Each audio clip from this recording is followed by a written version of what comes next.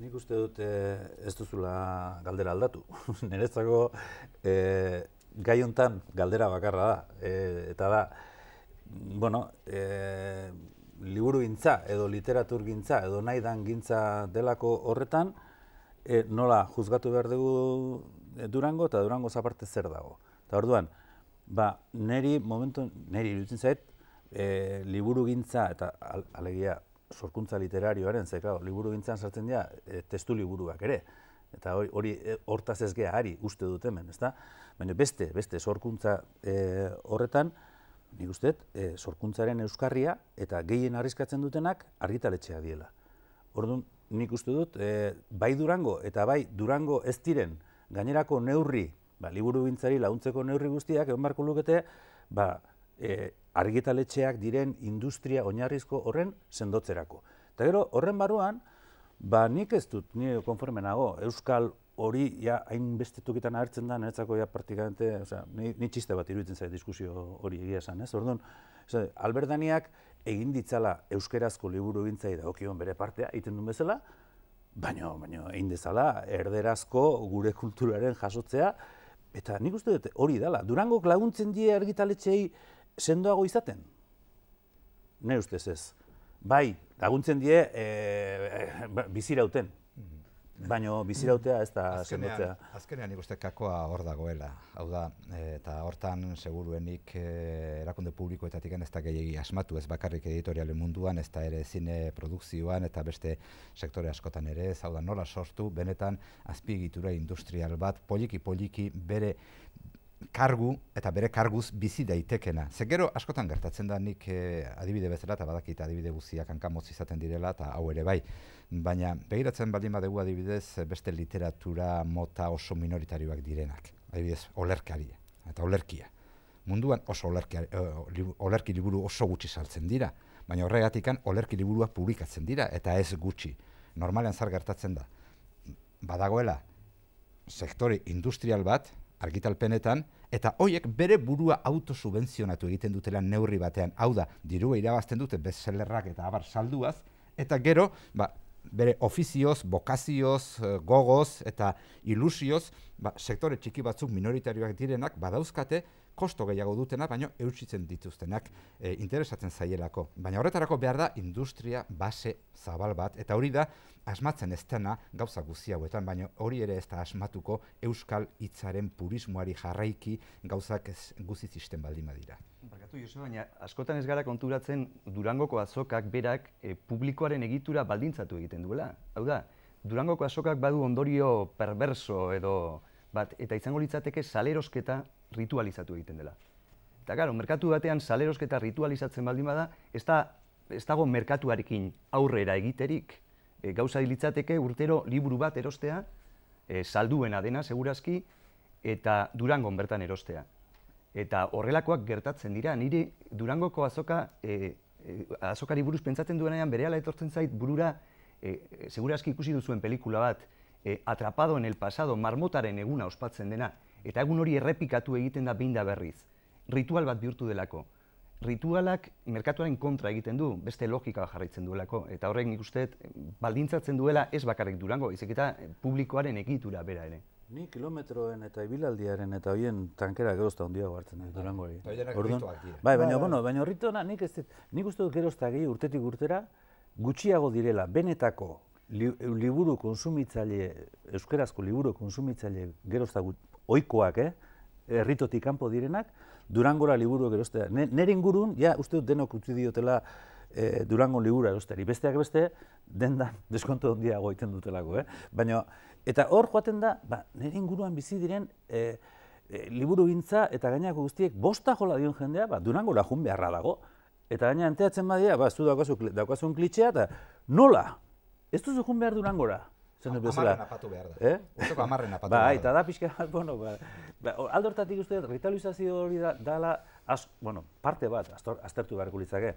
Bestela, liburu dendetara joaten ez den jendea asko erakartzen dut. Hori ondo dago, ondo balego gainerakoa. Alegia, hori baliz pastela handi baten, oinarri sendoko pastela handi baten ginda, negia esan, ginda berde o txuri izateak ez diriak inportako. Gertatzen dena da, editorial, niri interesantzia izkidan, editorial txiki horiek, denak hori dutela sostengu bakar, ia.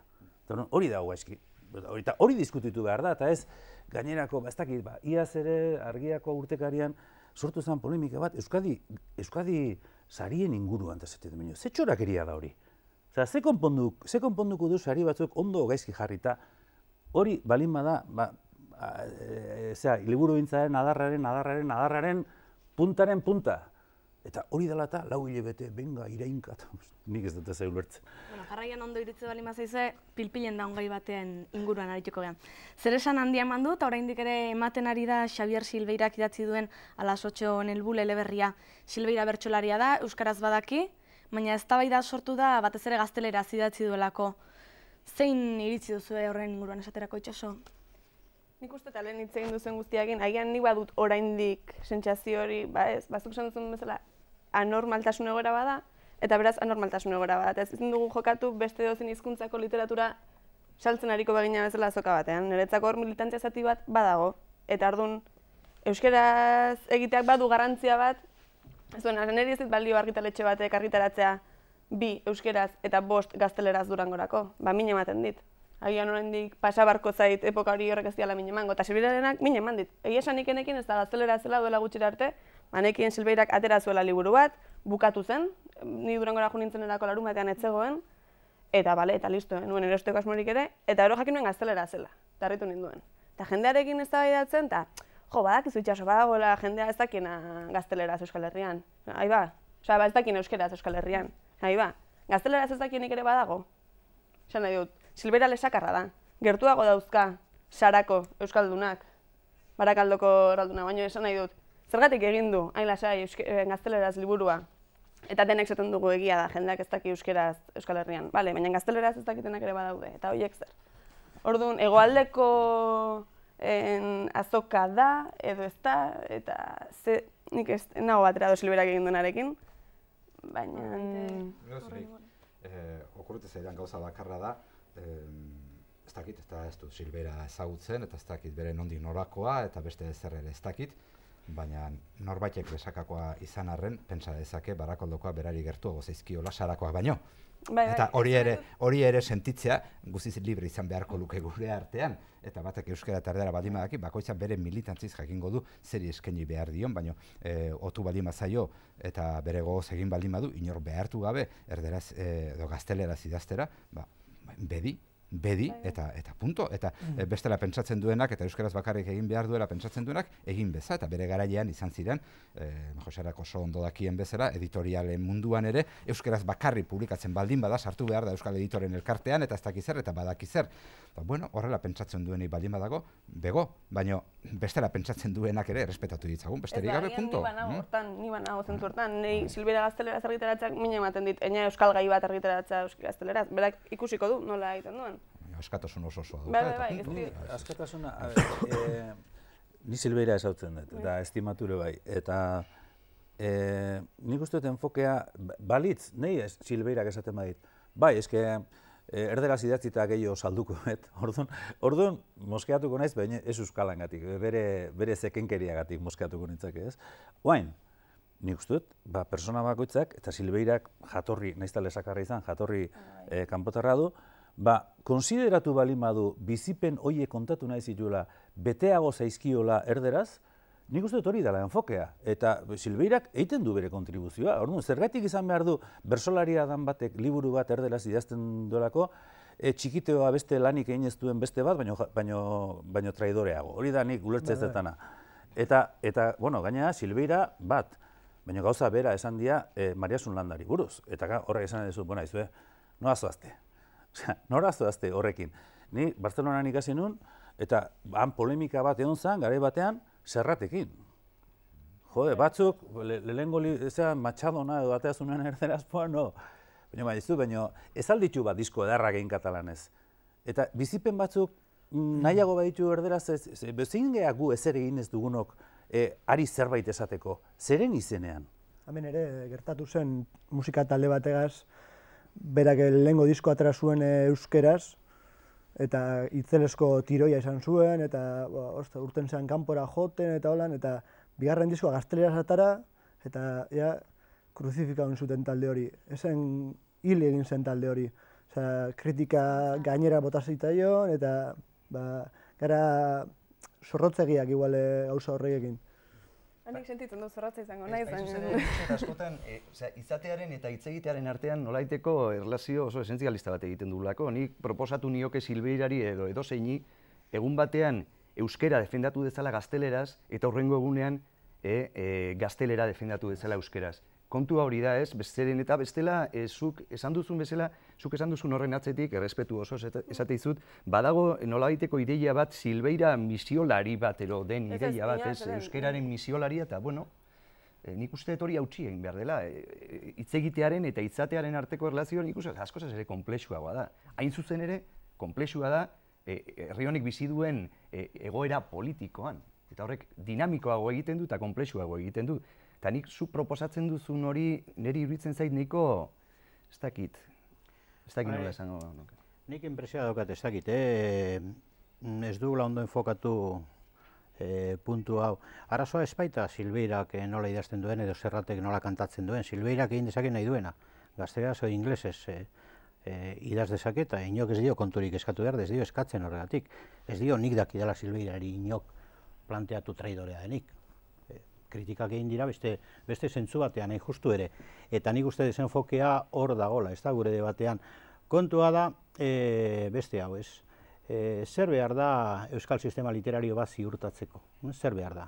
Sortzaileak egote euskaraz eta behar bada Durango bezalako azokak gutxienez. Horregatik nik esan dut, niretzat Durango bezalako azoka gutxienez baikorra dela, positiboa dela, harik eta neurri sakonagoak hartzen ez diren bitartean, ulertzen da. Orduan, kontua ez da Silveirak zertan idazten duen, hor konpon Mari Anton, Silveirak askatasun osoa da. Kontua da, euskarak zer behar duen, edo euskal literatura sistema ze baldintza behar dituen sistema bezala funtzionatzeko. Hori da kontua. Eta orduan, Durango nire usterako, hori da nire iritzi guzti subjetiboa eta nahiko kontrastatua urteetan, baina bueno, subjetiboa da, noski. Nire ustez, euskal literatura sistemak gutxienez Durango bai behar du, ulertzen da. Eta behar du nolabait babestua gainera. Hau da, azoka da Durango, ba ez, bete-betean, ze azoka librean euskarak hor konpon Mari Anton da seguruen gaztelerak ere bai.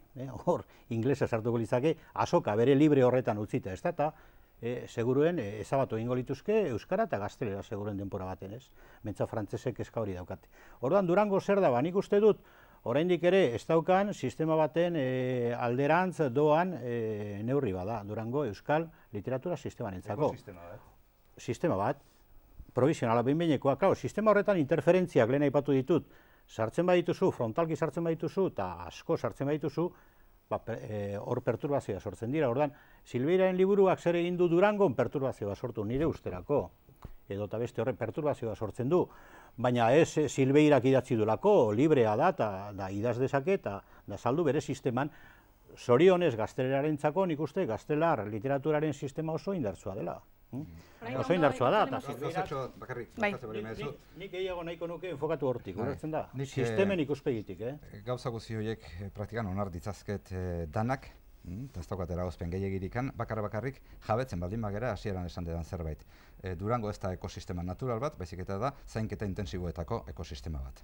Bistan da. Eta zainketa intensiboetik plantara ateratzen ez den bitartean, zainketa intensiboak bere burua erreproduzitu besterik ez du egiten. Ni beste problematxo bat ikusten dut ire diagnostikoari, eta da, bai, ni Durango, esan bezala, beste askozaz importantea eurite zaizkidan, beste gauza bat zen osagarri balitz, orduan, kontua da, zenbat ubi dauzkagu, zenbat gela dauzkagu, eta zein jarri behar dugu hor, editorialak edo Durango? Hori da beste galdera bat.